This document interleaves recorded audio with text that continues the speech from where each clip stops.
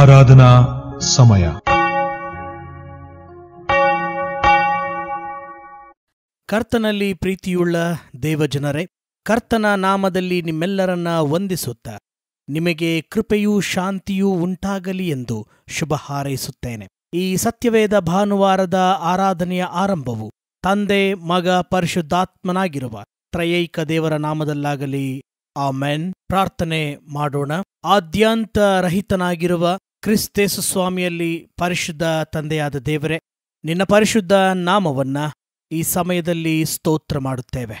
ಕರ್ತನೆ, ನಿನ್ನ ಮಗನನ್ನ ಜ್ಞಾನಾಮೃತದ ವಾಕ್ಯವಾಗಿ ಲೋಕಕ್ಕೆ ಕಳುಹಿಸಿಕೊಟ್ಟು ಆ ವಾಕ್ಯ ಮನುಷ್ಯರಲ್ಲಿ ಜೀವವನ್ನ ಹುಟ್ಟಿಸಿ ಆ ಜೀವ ಸಮೃದ್ಧಿಯಾಗಿರಬೇಕೆಂದು ಈ ಲೋಕಕ್ಕೆ ಬಂದಂಥದ್ದಾಗಿದೆ ಎಂಬುದಾಗಿ ನಿನ್ನ ವಾಕ್ಯದಲ್ಲಿ ನಾವು ಓದಿ ತಿಳಿದುಕೊಂಡಿದ್ದೇವೆ. ಮನುಷ್ಯರಾದ ನಾವು ಕೇವಲ ರೊಟ್ಟಿ ತಿಂದ ಮಾತ್ರಕ್ಕೆ ಬದುಕುವುದಿಲ್ಲ, ಬದಲಾಗಿ ನಿನ್ನ ಮಗನ ದೈವಿಕವಾದಂತಹ ವಾಕ್ಯದಿಂದಲೇ ನಾವು ಬದುಕುವಂತವರಾಗಿದ್ದೇವೆ. ನಿನ್ನ ವಾಕ್ಯವನ್ನ ಪ್ರತಿ ಜನರಿಗೂ ಹಂಚುವಲ್ಲಿ ಕಾರ್ಯನಿರ್ವಹಿಸುತ್ತಿರುವಂತ ಸತ್ಯವೇದ ಸಂಸ್ಥೆಗಳಿಗಾಗಿ ನಾವು ನಿನ್ನನ್ನ ವಂದಿಸಿ ಕೊಂಡಾಡುತ್ತೇವೆ. ಇಂದು ಬೈಬಲ್ ಸಂಡೆಯಾಗಿ ನಾವು ಆಚರಣೆ ಮಾಡುವಂತೆ ನೀನು ಕೃಪೆ ಕೊಟ್ಟಿದ್ದಿ. ಈ ಬೈಬಲ್ ಸಂಸ್ಥೆಯಲ್ಲಿ ಸೇವೆ ಮಾಡುವಂತಹ ಮತ್ತು ಸೇವೆ ಮಾಡಿದಂಥ ಎಲ್ಲ ಸೇವಕರುಗಳನ್ನ ನೆನೆದು ಅವರ ಮೂಲಕವಾಗಿ ನೀನು ಜನಸಾಮಾನ್ಯರನ್ನ ಸಂಧಿಸಿದ್ದಕ್ಕಾಗಿ ನಿನಗೆ ಸ್ತೋತ್ರವಾಗಲಿ. ಕರ್ತನೆ, ಈ ಪರಿಶುದ್ಧ ಆರಾಧನೆಯಲ್ಲಿ ನಿನ್ನ ಸತ್ಯದ ವಾಕ್ಯ ನಮಗೆ ಪ್ರಕಟವಾಗುವುದರ ಮೂಲಕ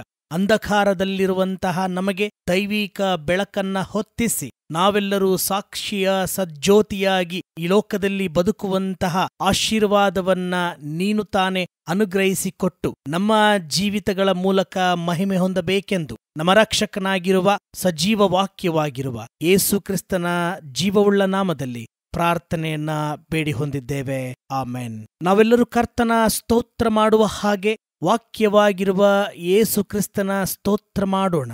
ಹಾಡುವ ಕನ್ನಡ ಸಂಗೀತಗಳಲ್ಲಿ 76ನೆಯ ಸಂಗೀತದಿಂದ ರಾಗ ಹಾಡೋಣ.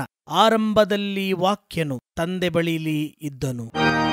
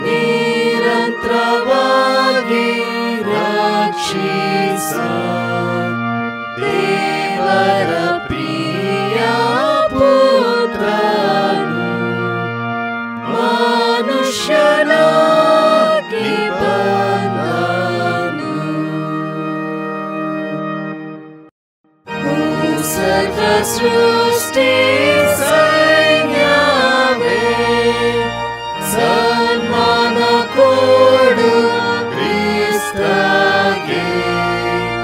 ನನ್ನಾತ್ಮ ನೀನು ಎಂದಿಗೂ ಈ ಪ್ರೀತಿಯನ್ನು ನೆನಸು.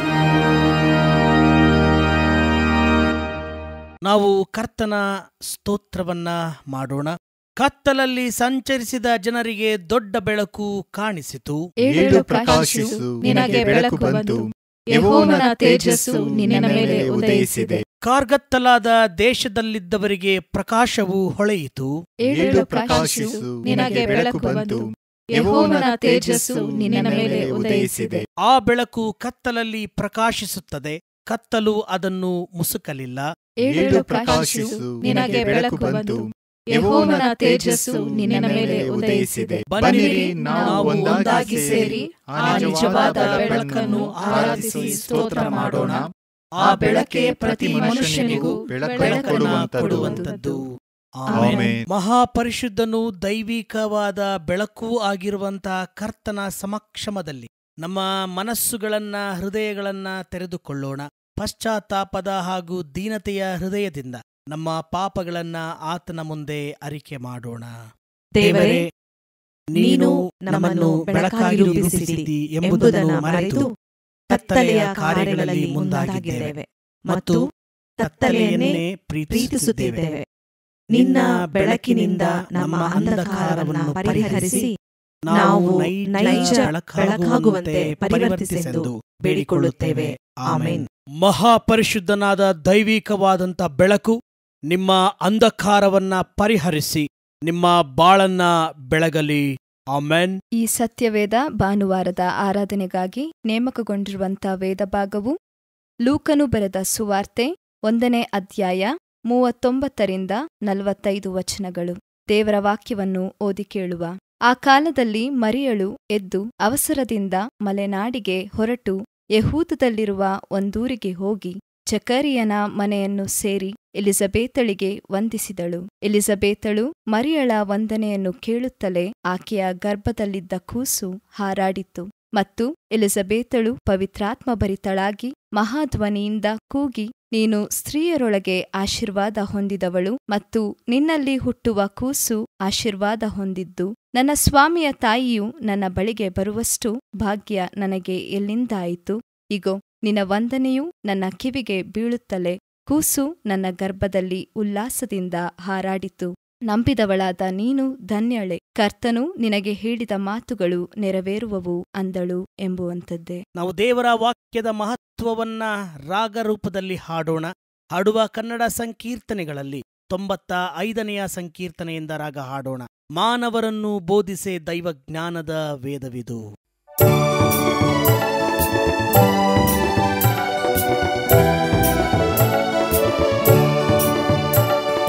ಮಾನವರನ್ನು ಬೋಧಿಸೆ ದೈವ ಜ್ಞಾನದ ವೇದವಿದು.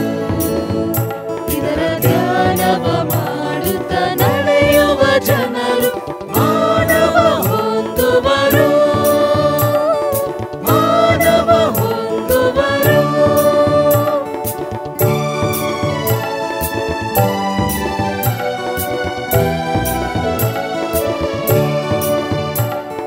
ಪಾದಕ್ಕೆ ದೀಪ ಮಾರ್ಗಕ್ಕೆ ಬೆಳಕು ವೇದದ ಬೋಧನೆಯು ಇದ ಮೋದದಿಂದೋದಿ ನಡೆಯುವ ಜನರ ಪಾದಕದಲ್ಲದೆಂದು, ಜನರ ಪಾದಕದಲ್ಲದೆಂದು.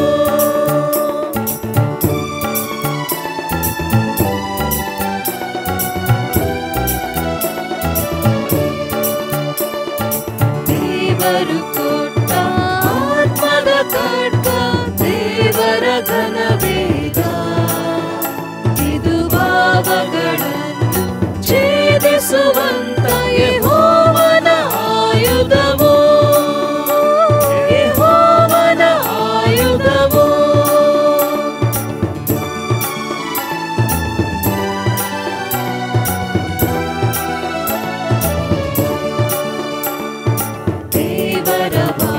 ಮಾನವ ಸ್ನೇಹಿಸಿ ನಾವು ಪಾವನ ಮಾರ್ಗದೊಳು ನಮ್ಮ ಜೀವದ ಕಾಲದೊಳೆಲ್ಲವೂ ನಡೆಯಲು ಭಾವವ ಮಾಡುವೆವು ಭಾವವ ಮಾಡುವೆವು. ಮಾನವರನ್ನು ಬೋಧಿಸಿ ದೈವ ಜ್ಞಾನದ ವೇದವಿದು.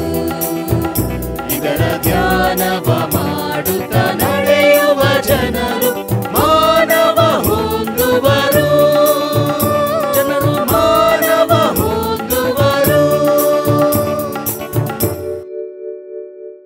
ದೇವರ ವಾಕ್ಯ ಸಿದ್ಧತೆಗಾಗಿ 147ನೆಯ ಸಂಗೀತದ ಮೊದಲ ಚರಣದಿಂದ ರಾಗ ಹಾಡೋಣ.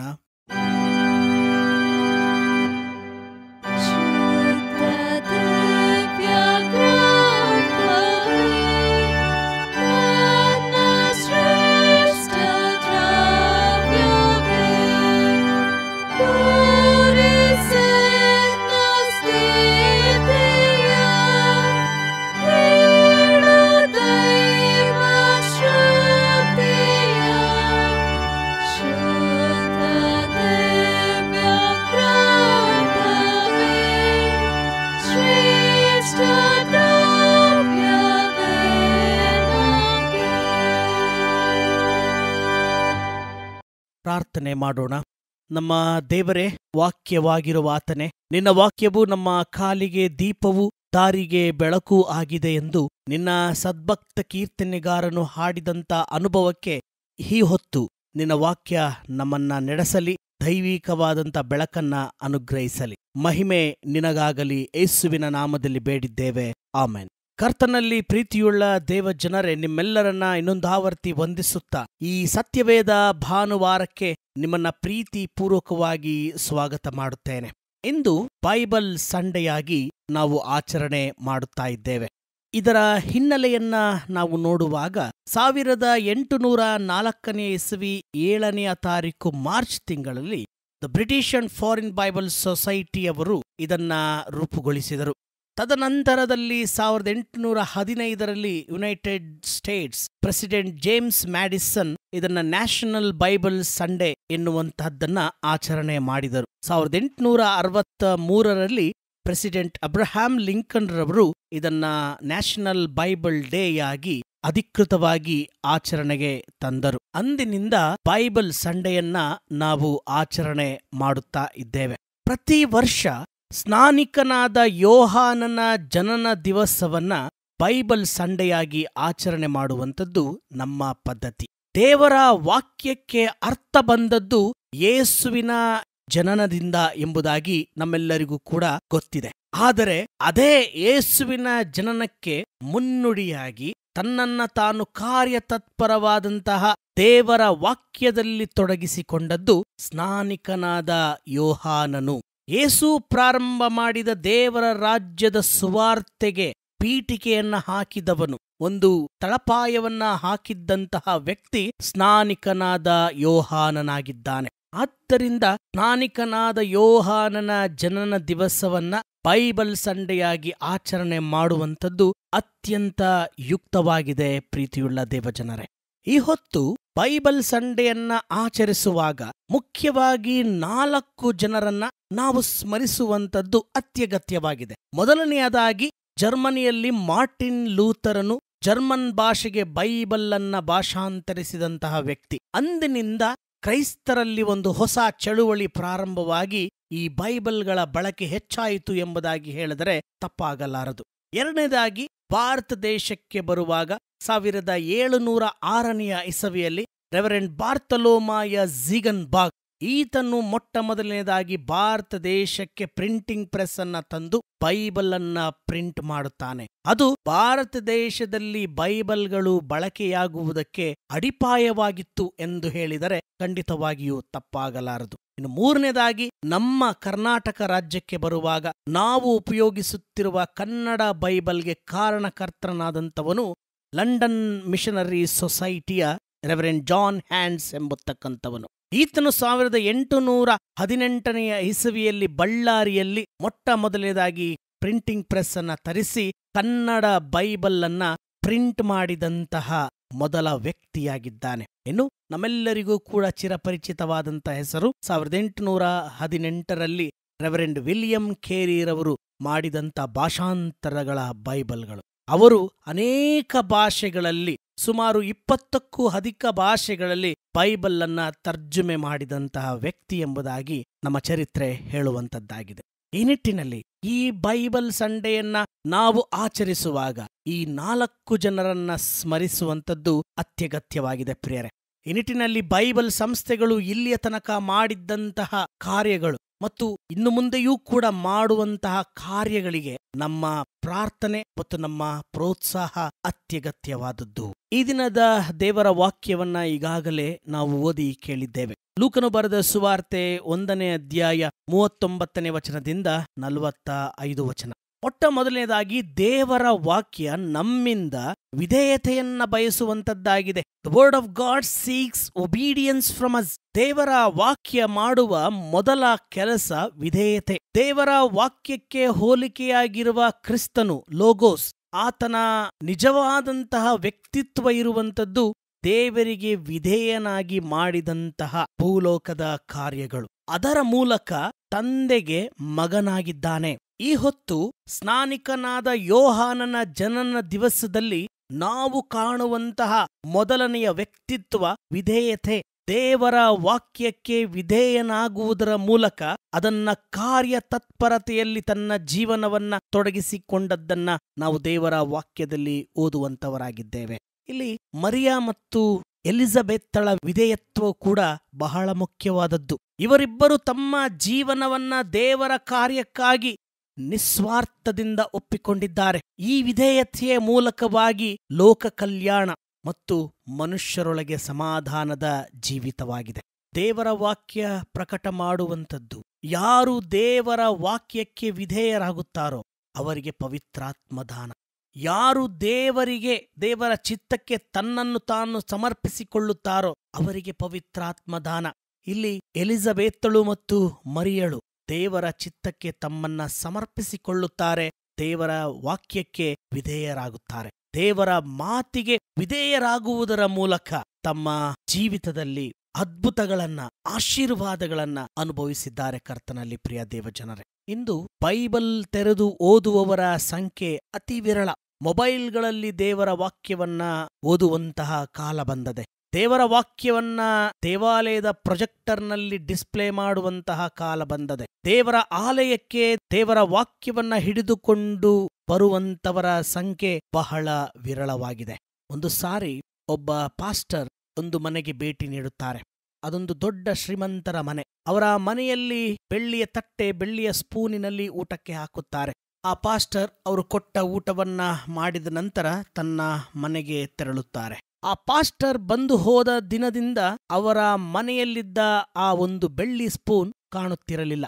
ಇಡೀ ಕುಟುಂಬದವರಿಗೆ ಬಹಳ ಚಿಂತೆಯಾಗುತ್ತದೆ ಮತ್ತು ಪಾಸ್ಟರ್ ಅನ್ನ ಹೇಗೆ ಕೇಳುವಂಥದ್ದು, ಬೆಳ್ಳಿ ಸ್ಪೂನನ್ನ ನೀವು ತೆಗೆದುಕೊಂಡು ಹೋಗಿದ್ದೀರಾ ಎಂಬುದಾಗಿ ಕೇಳಲು ಕಸಿವಿಸಿಯಾಗುತ್ತದೆ. ಮುಂದಿನ ವರ್ಷ ಬರ್ತದೆ, ಅದೇ ಒಂದು ದಿವಸ, ಒಂದು ಜನ್ಮದಿನನೋ ಅಥವಾ ಒಂದು ವೆಡ್ಡಿಂಗ್ ಆನಿವರ್ಸರಿನೋ ಅಥವಾ ಏನೋ ಒಂದು ಫಂಕ್ಷನ್ಗಾಗಿ ಅದೇ ಪಾಸ್ಟರ್ ಅನ್ನ ಮನೆಗೆ ಇನ್ವೈಟ್ ಮಾಡುತ್ತಾರೆ. ಈ ಸರಿ ಅವರು ಊಟಕ್ಕೆ ಹಾಕುವಾಗ ಆ ಪಾಸ್ಟರ್ ಅನ್ನ ಕೇಳುತ್ತಾರೆ, ಅಯ್ಯವರೇ, ಕಳೆದ ವರ್ಷ ನೀವು ಇದೇ ಸಮಯಕ್ಕೆ ಊಟಕ್ಕೆ ಬಂದಿದ್ದೀರಿ. ನಿಮಗೆ ನಾವು ಬೆಳ್ಳಿ ತಟ್ಟೆ ಮತ್ತು ಬೆಳ್ಳಿ ಸ್ಪೂನಿನಲ್ಲಿ ಊಟಕ್ಕೆ ಹಾಕಿದ್ದೆವು. ಆದರೆ ಎಲ್ಲೋ ಮಿಸ್ ಆಗಿ ನೀವೇನಾದರೂ ಬೆಳ್ಳಿ ಸ್ಪೂನನ್ನ ತೆಗೆದುಕೊಂಡು ಹೋಗಿದ್ದೀರಾ? ದಯಮಾಡಿ ಬೇಜಾರು ಮಾಡಿಕೊಳ್ಳಬೇಡಿ ಎಂಬುದಾಗಿ ಕೇಳುತ್ತಾರೆ. ಆಗ ಪಾಸ್ಟರ್ ಜೋರಾಗಿ ನಗುತ್ತಾರೆ. ಅಲ್ಲೇ ಶೋಕೇಸ್ನಲ್ಲಿ ಇದ್ದಂತಹ ಬೈಬಲ್ ಅನ್ನ ತೆರೆಯುವಾಗ ಅಲ್ಲಿ ಬೆಳ್ಳಿ ಸ್ಪೂನ್ ಕಾಣುತ್ತದೆ. ಅಂದ್ರೆ ಅದರರ್ಥ ಈ ಪಾಸ್ಟರ್ ಬೇಕೆಂದೇ ತಾನು ಯೂಸ್ ಮಾಡಿದ್ದ ಬೆಳ್ಳಿ ಸ್ಪೂನ್ ಅನ್ನ ತೊಳೆದು ಒರೆಸಿ ಆ ಬೈಬಲ್ನಲ್ಲಿ ಇಟ್ಟು ಬಂದಿರುತ್ತಾರೆ. ಈ ಕಥೆಯ ಅರ್ಥ, 1 ವರ್ಷದಿಂದ ಆ ಕುಟುಂಬದವರು ಬೈಬಲ್ ಅನ್ನ ತೆರೆಯದೇ ಇರುವುದಕ್ಕೆ ಒಂದು ದುಷ್ಟಾಂತದ ಕಥನ. ಕರ್ತನಲ್ಲಿ ಪ್ರೀತಿಯುಳ್ಳ ದೇವಜನರೇ, ಇಂದು ನಮ್ಮ ಮನೆಗಳಲ್ಲಿರುವಂತಹ ಬೈಬಲ್ಗಳು ಶೋಕೇಸ್ನಲ್ಲಿರುವಂತಹ ವಸ್ತುಗಳ ರೀತಿಯಲ್ಲಿವೆ. ಇವತ್ತು ದೇವರ ವಾಕ್ಯವನ್ನ ತೆರೆದು ಓದುವಾಗ ಮತ್ತು ಅದಕ್ಕೆ ವಿಧೇಯರಾಗುವಾಗ ಆಶೀರ್ವಾದ ಮತ್ತು ಪವಿತ್ರಾತ್ಮದಾನ. ಇನ್ನು 2ನೇದಾಗಿ, ಬೈಬಲ್, ದೇವರ ವಾಕ್ಯ ನಮ್ಮಲ್ಲಿ ನಂಬಿಕೆಯನ್ನ ಹುಟ್ಟಿಸುವಂತದ್ದಾಗಿದೆ. ಮರಿಯಳಿಗೆ ಮತ್ತು ಎಲಿಜಬೆತಳಿಗೆ ದೈವ ಕರೆ ಮತ್ತು ದೇವರ ವಾಕ್ಯ ಉಂಟಾದಾಗ ಆ ಕ್ಷಣ ಅವರು ಅದನ್ನ ನಂಬದೆ ಹೋದರು. ಇದರ ಪ್ರತಿಫಲವಾಗಿ ಎಲಿಜಬೆತಳ ಗಂಡ ಜಕರೀಯನು ಅವನ ಮಾತು ನಿಂತದ್ದು ಉತ್ತಮವಾದಂಥ ಉದಾಹರಣೆಯಾಗಿದೆ. ಯಾವಾಗ ದೇವರ ವಾಕ್ಯ ನೆರವೇರುತ್ತದೋ ಆಗ ನಂಬಿಕೆ ಹುಟ್ಟಿ ಬರುತ್ತದೆ. ಪ್ರಿಯರೇ, ಇವತ್ತು ನಮಗೆ ನಂಬಿಕೆ ಇದೆಯಾ? ನಮ್ಮ ನಂಬಿಕೆ ಎಲ್ಲಿ ನಿಂತದೆ ಎಂಬುದಾಗಿ ಪ್ರಶ್ನೆ ಮಾಡುವಂಥದ್ದು ಕೂಡ ಅತ್ಯಮೂಲ್ಯವಾದ ಸಂಗತಿಯಾಗಿದೆ. ಇಲ್ಲಿ ಎಲಿಜಬೆತ್ತಳು ಕೂಡ ಮರಿಯಳಿಗೆ ಹೇಳುವಂತಹ ಮಾತು, ನಂಬಿದವಳಾದ ನೀನು ಧನ್ಯಳೆ. ಇವತ್ತು ಧನ್ಯತೆಯ ಜೀವಿತ ದೇವರ ವಾಕ್ಯವನ್ನ ನಂಬುವುದರಿಂದ ಸಿಕ್ಕುವಂಥದ್ದಾಗಿದೆ. ಆದ್ದರಿಂದ ಯೇಸುಸ್ವಾಮಿ ತೋಮನಿಗೆ ಹೇಳುವಂಥದ್ದು, ನಂಬದೇ ಇರಬೇಡ, ನಂಬುವವನಾಗು. ನೋಡದೆ ನಂಬುವವನು ಧನ್ಯನು. ನಂಬಿಕೆ ಎಂದರೆ ಇಬ್ರಿಯರಿಗೆ ಬರೆದ ಪತ್ರಿಕೆ 11ನೇ ಅಧ್ಯಾಯ 1ನೇ ವಚನ. ನಂಬಿಕೆಯೋ ನಾವು ನಿರೀಕ್ಷಿಸುವವುಗಳ ವಿಷಯವಾಗಿ ಭರವಸದಿಂದಿರುವುದು, ಕಣ್ಣಿಗೆ ಕಾಣದವುಗಳನ್ನು ನಿಜವೆಂದು ತಿಳುಕೊಳ್ಳುವುದೂ ಆಗಿದೆ. ಇವತ್ತು ಕಣ್ಣಿಗೆ ಕಾಣದ ವಿಚಾರ ಯಾವುದು? ಯೇಸುವಿನ ಜನನ ಮತ್ತು ಯೇಸುವಿನ ಪುನರುತ್ಥಾನ ಕಣ್ಣಿಗೆ ಕಾಣದವುಗಳು. ಇವುಗಳನ್ನ ನಿಜವೆಂದು ಒಪ್ಪಿಕೊಳ್ಳುವುದೇ ನಮ್ಮ ನಂಬಿಕೆಯಾಗಿದೆ. ನಮ್ಮ ನಿರೀಕ್ಷೆಯಲ್ಲಿ ಭರವಸದಿಂದಿರುವುದು, ನಮ್ಮ ನಿರೀಕ್ಷೆ ಕರ್ತನು ತಿರುಗಿ ಬರುತ್ತಾನೆ ಎಂಬುದಾಗಿ, ಆತನು ಬಂದು ನ್ಯಾಯ ತೀರ್ಮಾನ ಮಾಡುತ್ತಾನೆ ಎಂಬುದಾಗಿ, ಅದರ ಬಗ್ಗೆ ಭರವಸದಿಂದ ಕಾದಿರುವಂಥದ್ದು ನಿಜವಾದಂತಹ ನಂಬಿಕೆಯಾಗಿದೆ ಎಂಬುದಾಗಿ ಇಬ್ರಿಯ ಗ್ರಂಥಕರ್ತನು ನಮ್ಮನ್ನ ಉದ್ದೇಶಿಸಿ ಮಾತನಾಡುತ್ತಾನೆ. ಮತ್ತು ದೇವರ ವಾಕ್ಯ ಮೂರನೆಯದಾಗಿ ನಮ್ಮಿಂದ ಬಯಸುವಂಥದ್ದು ನಿರೀಕ್ಷೆಯ ಜೀವನ. 45ನೇ ವಚನ, ಕರ್ತನು ನಿನಗೆ ಹೇಳಿದ ಮಾತುಗಳು ನೆರವೇರುವವು ಅಂದಳು. ಭವಿಷ್ಯತ್ ಕುರಿತು ಹೇಳುವಂತಹ ದೈವೋತ್ತರಗಳು ಅದು ನೆರವೇರುವಂಥದ್ದೇ ನಮ್ಮ ನಿರೀಕ್ಷೆಯ ಜೀವನವಾಗಿದೆ. ಮತ್ತಾಯನು ಬರೆದ ಸುವಾರ್ತೆ 24ನೇ ಅಧ್ಯಾಯ 35ನೇ ವಚನ ಹೇಳುವಂಥದ್ದು, ಭೂಮ್ಯಾಕಾಶಗಳು ಅಳಿದು ಹೋಗುವವು, ಆದರೆ ನನ್ನ ಮಾತುಗಳು ಅಳಿದು ಹೋಗುವುದೇ ಇಲ್ಲ ಎಂಬುದಾಗಿ. ಕರ್ತನಲ್ಲಿ ಪ್ರೀತಿಯುಳ್ಳ ದೇವಜನರೇ, ಹಾಗಾದರೆ ದೇವರ ವಾಕ್ಯವನ್ನ ನಾವು ನಂಬುವವರಾಗೋಣ. ದೇವರ ವಾಕ್ಯಕ್ಕೆ ನಮ್ಮ ವಿಧೇಯತ್ವವನ್ನ ತೋರಿಸೋಣ. ಯೋಹಾನನು ಬರೆದ ಸುವಾರ್ತೆ 3ನೇ ಅಧ್ಯಾಯ 30ನೇ ವಚನ, ಆತನು ವೃದ್ಧಿಯಾಗಬೇಕು, ನಾನು ಕಡಿಮೆಯಾಗಬೇಕು. ಇಂತಹ ಸ್ನಾನಿಕನಾದ ಯೋಹಾನನ ವಿಧೇಯತ್ವದ ಜೀವಿತ ದೇವರ ವಾಕ್ಯಕ್ಕೆ ಶಕ್ತಿ ಬರುವಂಥದ್ದಾಗಿದೆ. ಈ ನಿಟ್ಟಿನಲ್ಲಿ ದೇವರ ವಾಕ್ಯವನ್ನ ವಿಧೇಯತ್ವದಿಂದ ಸ್ವೀಕರಿಸೋಣ, ದೇವರ ವಾಕ್ಯವನ್ನ ನಂಬೋಣ ಮತ್ತು ದೇವರ ವಾಕ್ಯದಲ್ಲಿ ನಿರೀಕ್ಷೆಯಿಂದ, ವಿಶ್ವಾಸದಿಂದ, ಭರವಸದಿಂದ ಜೀವನ ಮಾಡೋಣ. ಮತ್ತು ದೇವರ ವಾಕ್ಯ ಎಂದಿಗೂ ನಿಷ್ಫಲವಾಗದೆ ಕಾರ್ಯತತ್ಪರರಾಗೋಣ. ದೇವರ ವಾಕ್ಯಕ್ಕೆ ಪ್ರತಿಕ್ರಿಯೆಯಾಗಿ ನಮ್ಮ ಕೆಲಸದ ಮೂಲಕವಾಗಿ, ನಮ್ಮ ನಡೆ ನುಡಿ ಕ್ರಿಯೆಗಳ ಮೂಲಕವಾಗಿ ದೇವರ ವಾಕ್ಯಕ್ಕೆ ಘನ ಮಾನ ಮಹಿಮೆಯನ್ನ ಸಲ್ಲಿಸೋಣ. ದೇವರು ಈ ವಾಕ್ಯದ ಮೂಲಕ ನಮ್ಮಲ್ಲಿ ಜೀವವನ್ನ ಹುಟ್ಟಿಸಲಿ. ಆ ಮೂಲಕ ದೇವರಿಗೆ ಮಾತ್ರ ಮಹಿಮೆಯಾಗಲಿ. ದೇವರ ಅತ್ಯದ್ಭುತ ವಾಕ್ಯವಿದು. ಆಮೆನ್. ದೇವರ ವಾಕ್ಯಕ್ಕೆ ಪ್ರತಿಕ್ರಿಯೆಯಾಗಿ ನಮ್ಮ ನಂಬಿಕೆಯನ್ನ ಅಪೊಸ್ತಲರ ವಿಶ್ವಾಸ ಸೂತ್ರದಲ್ಲಿ ಅರಿಕೆ ಮಾಡೋಣ. ಪರಲೋಕ ಭೂಲೋಕಗಳನ್ನು ಸೃಷ್ಟಿಸಿದ ಸರ್ವಶಕ್ತನಾಗಿರುವ ತಂದೆಯಾದ ದೇವರನ್ನು ನಂಬುತ್ತೇನೆ. ಆತನ ಏಕಕುಮಾರನಾಗಿರುವ ನಮ್ಮ ಪ್ರಭುವಾದ ಯೇಸು ಕ್ರಿಸ್ತನನ್ನು ನಂಬುತ್ತೇನೆ. ಈತನು ಪರಿಶುದ್ಧಾತ್ಮನಿಂದ ಕನ್ಯಾ ಮರಿಯಳ ಗರ್ಭದಲ್ಲಿ ಧರಿಸಲ್ಪಟ್ಟು ಆಕೆಯಲ್ಲಿ ಹುಟ್ಟಿ ಪೊಂತ್ಯ ಪಿಲಾತನ ಆಧಿಪತ್ಯದಲ್ಲಿ ಶ್ರಮೆ ಹೊಂದಿ ಶಿಲುಬೆಗೆ ಜಡಿಯಲ್ಪಟ್ಟು ಸತ್ತು ಉಣಲ್ಪಟ್ಟು ಪಾತಾಳಕ್ಕೆ ಇಳಿದು ಮೂರನೇ ದಿವಸದಲ್ಲಿ ಸತ್ತವರೊಳಗಿಂದ ಎದ್ದು ಪರಲೋಕಕ್ಕೆ ಏರಿ ಹೋಗಿ ಸರ್ವಶಕ್ತನಾಗಿರುವ ತಂದೆಯಾದ ದೇವರ ಬಲಪಾರ್ಶ್ವದಲ್ಲಿ ಕುಳಿತುಕೊಂಡಿರುತ್ತಾನೆ. ಈತನು ಅಲ್ಲಿಂದ ಬಂದು ಬದುಕಿರುವವರಿಗೂ ಸತ್ತವರಿಗೂ ನ್ಯಾಯ ತೀರಿಸುವನು ಎಂಬುದನ್ನು ನಂಬುತ್ತೇನೆ. ನಾನು ಪರಿಶುದ್ಧಾತ್ಮನನ್ನು ನಂಬುತ್ತೇನೆ. ಒಂದೇ ಪರಿಶುದ್ಧ ಕ್ರೈಸ್ತ ಸಭೆಯು, ಭಕ್ತರ ಅನ್ಯೋನ್ಯತೆಯು, ಪಾಪದ ಪರಿಹಾರವು, ದೇಹದ ಪುನರುತ್ಥಾನವು, ನಿತ್ಯ ಜೀವವು ಉಂಟೆಂಬುದನ್ನು ನಂಬುತ್ತೇನೆ. ಕಡೆಯದಾಗಿ ಹಾಡುವ ಸಂಗೀತಗಳಲ್ಲಿ 299ನೆಯ ಸಂಗೀತದಿಂದ ರಾಗ ಹಾಡೋಣ. ಜೀವವಾಕ್ಯದ ಗಾನವ ಇಂಪಾಗಿ ಹಾಡಿರಿ.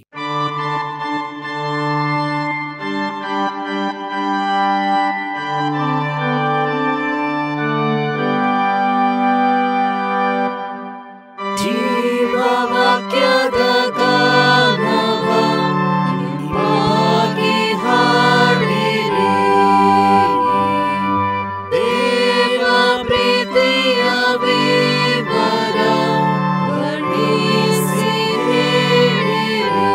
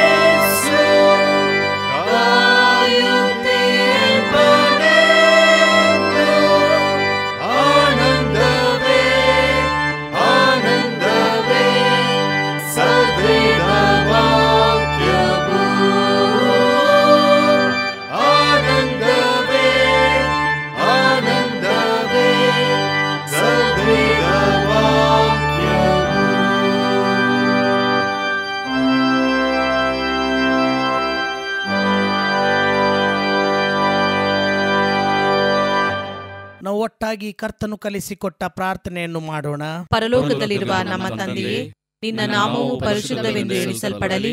ನಿನ್ನ ರಾಜ್ಯವು ಬರಲಿ. ನಿನ್ನ ಚಿತ್ತವು ಪರಲೋಕದಲ್ಲಿ ನೆರವೇರುವ ಪ್ರಕಾರ ಭೂಲೋಕದಲ್ಲಿಯೂ ನೆರವೇರಲಿ. ನಮ್ಮ ಅನುದಿನದ ಆಹಾರವನ್ನು ಇವತ್ತು ದಯಪಾಲಿಸು. ನಮಗೆ ತಪ್ಪು ಮಾಡಿದವರನ್ನು ನಾವು ಕ್ಷಮಿಸಿದಂತೆ ನಮ್ಮ ತಪ್ಪುಗಳನ್ನು ಕ್ಷಮಿಸು. ನಮ್ಮನ್ನು ಶೋಧನೆಯೊಳಗೆ ಸೇರಿಸದೆ ಕೇಡಿನಿಂದ ನಮ್ಮನ್ನು ತಪ್ಪಿಸು. ರಾಜ್ಯವು, ಬಲವೂ, ಮಹಿಮೆಯೂ ಸದಾಕಾಲ ನಿನ್ನವೇ. ಆಮೆನ್. ವಿಶ್ವಾಸದಿಂದ ಕರ್ತನ ಆಶೀರ್ವಾದವನ್ನ ಹೊಂದಿಕೊಳ್ಳೋಣ. ತನ್ನ ಮಾತಿನ ಮೂಲಕವಾಗಿ, ತನ್ನ ವಾಕ್ಯದ ಮೂಲಕವಾಗಿ ಸಮಸ್ತವನ್ನ ಸೃಷ್ಟಿಸಿದ ದೇವರ ಪ್ರೀತಿಯು, ದೇವರ ವಾಕ್ಯಕ್ಕೆ ವಿಧೇಯನಾಗಿ ಈ ಭೂಲೋಕಕ್ಕೆ ಬಂದು ದೈವಿಕ ಚಿತ್ತವನ್ನ ನೆರವೇರಿಸಿದ ಯೇಸು ಕ್ರಿಸ್ತನ ಕೃಪೆಯು, ನಾವೆಲ್ಲರೂ ಸಹ ಕ್ರಿಸ್ತನಿಗೆ ವಿಧೇಯರಾಗುವಂತೆ ದೈವಿಕ ವಿಧೇಯತ್ವದ ಮನಸ್ಸನ್ನ, ಶಕ್ತಿಯನ್ನ ಕೊಡುವ ಪರಿಶುದ್ಧಾತ್ಮನ ಅನ್ಯೋನ್ಯತೆಯು ಸದಾಕಾಲ ನಿಮ್ಮೆಲ್ಲರೊಂದಿಗೆ ನೆಲೆಯಾಗಿರಲಿ.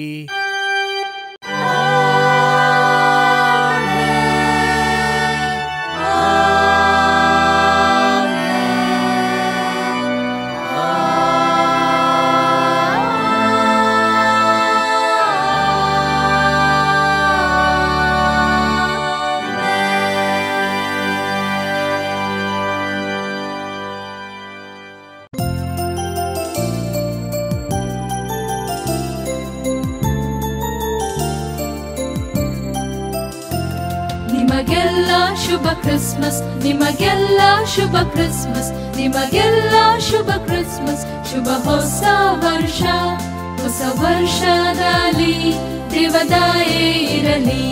ನಿಮಗೆಲ್ಲ ನವ ವರ್ಷ ಶುಭವನ್ನೇ ತರಲಿ.